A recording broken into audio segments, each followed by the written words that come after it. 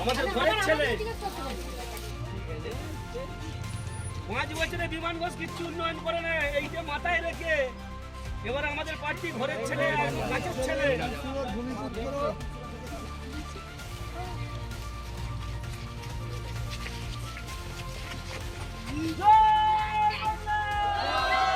আমরা আজকে অরুণডা অঞ্চলে এসেছিলাম।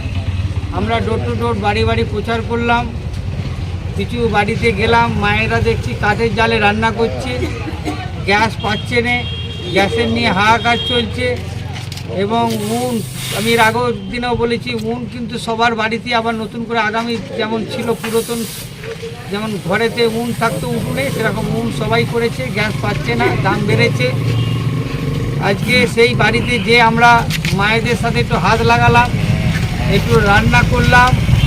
তার সঙ্গে আমরা একটা মা দেখছি পেঁয়াজ বাটছে, আমরা একটুখানি পেঁয়াজটা বেটে দিলাম, ওনাদের সহযোগিতা করলাম।